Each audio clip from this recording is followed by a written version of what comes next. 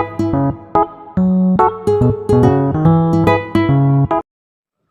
truck merupakan kendaraan yang besar yang mempunyai kemudahan untuk memasak dan menjual makanan.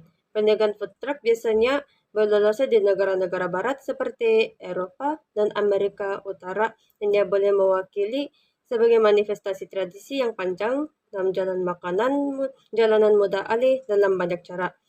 Dalam analisis laporan tersebut, dia dia membincangkan mengenai potensi perniagaan food truck di Kota Kinabalu serta faktor yang mempengaruhi lokasi tersebut. Selain itu, dia juga membincang mengenai persaingan yang dialami dalam perniagaan yang dijalankan, serta penggunaan teori lokasi dalam memahami potensi perniagaan tersebut dengan melihat cara pergerakan perniagaan di lokasi kajian. Baiklah, untuk latar belakang kawasan kajian, dari segi demografi di mana di kawasan Kota Kinabalu ini, menurut laporan daripada Banci Penduduk Malaysia, pada tahun 2010 telah menunjukkan bahawa Kota Kinabalu memiliki penduduk seramai 436,100. Sabah sememangnya terdiri daripada kepelbagaian kaum dan juga etnik.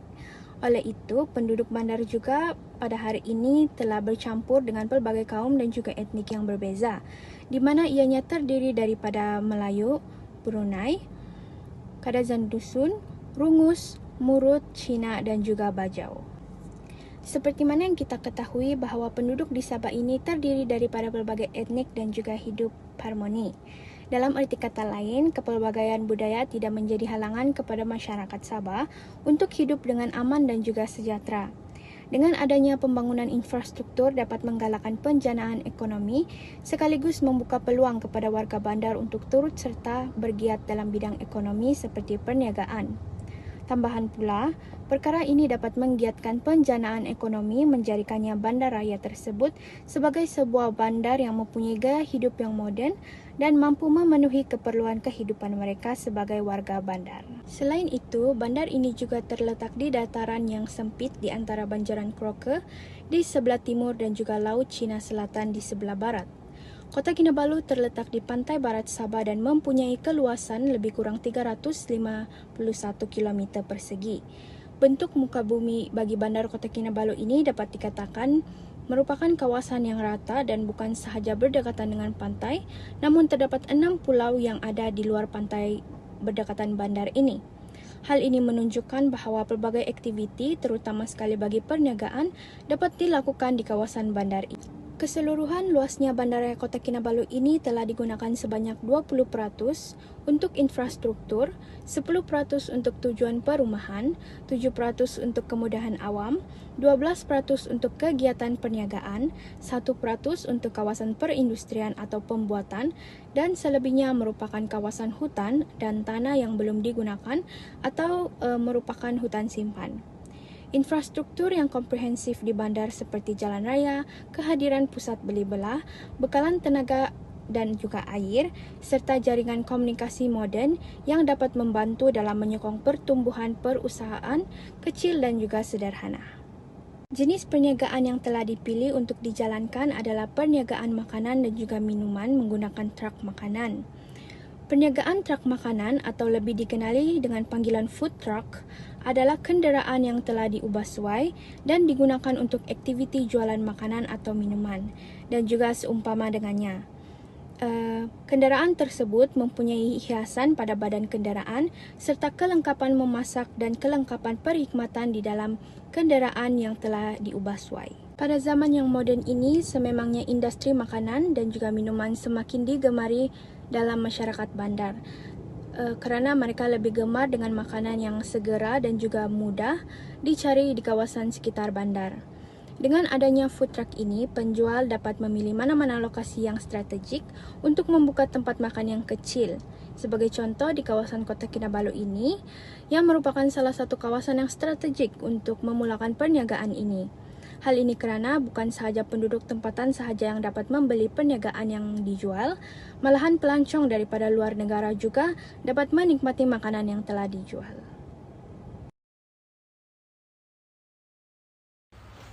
Faktor-faktor yang mempengaruhi lokasi, yang pertama lokasi strategik di mana kawasan tumpuan seperti Gaya Street dan pusat membeli belah. Oleh itu ramai pengunjung terutamanya pada waktu hujung minggu. Yang kedua iaitu faktor tarikan. Destinasi penduduk yang tinggi memberi peluang untuk tarik pelanggan yang setia. Yang keempat iaitu dekat dengan institusi sekolah yang berhampiran dengan pejabat dan universiti. Oleh itu permintaan yang tinggi daripada pekerja dan pelajar. Yang keempat iaitu kos operasi yang rendah di mana tidak perlu sewa premis yang tetap, lebih fleksibel dan boleh pindah ikut potensi jualan. Yang kelima iaitu kemudahan infrastruktur di mana akses kepada tempat parking, elektrik dan kebersihan penting untuk tarik pelanggan. Dan secara keseluruhannya, pemilihan lokasi ini adalah sangat penting untuk gabungan strategi lokasi dan fleksibel dan kos yang rendah. Seterusnya persaingan, di mana persaingannya luas juga, bukan sahaja dengan food truck yang lain, tetapi juga perlu bersaing dengan restoran, penjajah tepi jalan dan servis penghantaran makanan. Yang kedua iaitu strategi tarik pelanggan di mana tawaran produk yang unik, harga yang berpatutan dan juga servis yang cepat juga mempengaruhi persaingan. Yang ketiga iaitu media sosial. Media sosial merupakan alat yang penting untuk menonjolkan keunikan dan untuk mempromosikan sesuatu jualan. Yang keempat iaitu pemilihan lokasi di mana kita perlu mengelakkan kawasan yang terlalu padat dengan pesaing dan untuk mengekalkan jualan yang tinggi. Salam sejahtera.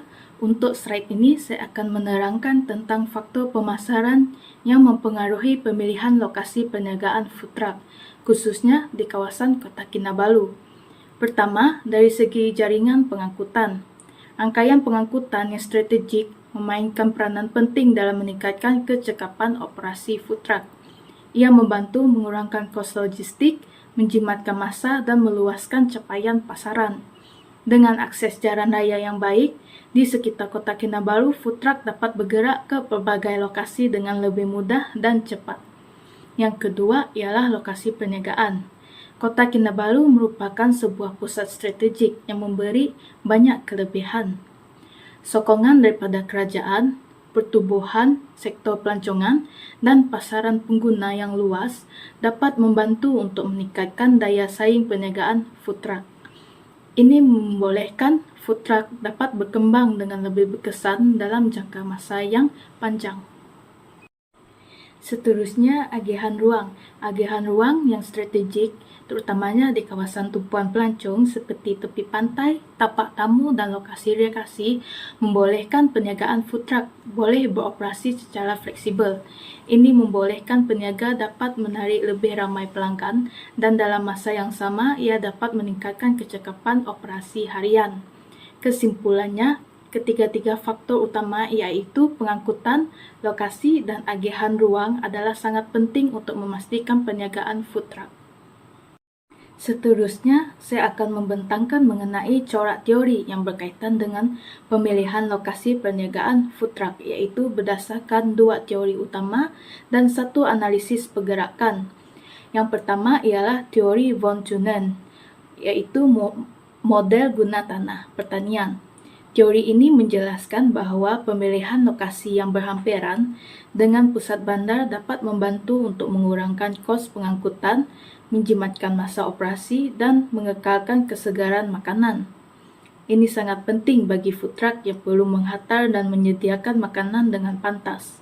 Yang kedua ialah teori Alfred Weber, iaitu teori lokasi industri. Menurut teori ini, lokasi yang strategik akan mengurangkan kos buruh dan pengangkutan serta memanfaatkan aglomerasi, iaitu pengumpulan aktiviti ekonomi di satu kawasan untuk meningkatkan kecekapan dan menarik lebih ramai pelanggan. Seterusnya ialah penjelasan berdasarkan titik I.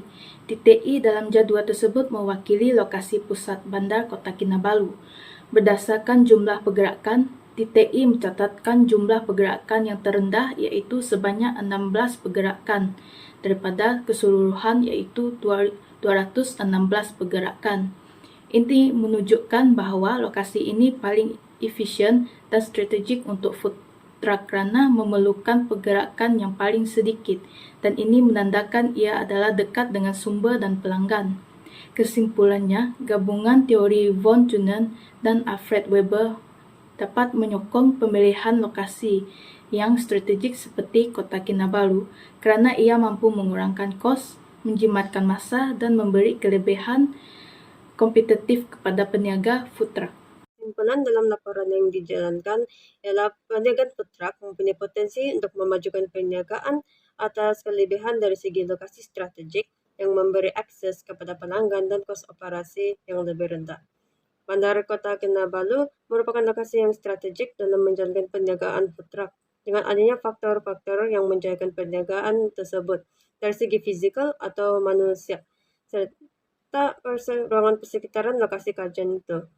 Teori von Thunen dan teori lokasi Weber digunakan dalam melihat pergerakan perniagaan dalam menentukan kelebihan dari segi akses, kemudahan bekalan bahan mentah, peluang jualan, serta menganalisis keperluan untuk mengurangkan kos seperti pengangkutan dan selebihnya. Hasil analisis ini telah menunjukkan bahwa lokasi Bandaraya Kota Kinabalu adalah merupakan lokasi yang paling sesuai dalam menjalankan perniagaan itu. Dengan ini pembentangan kami telah tamat. Terima kasih.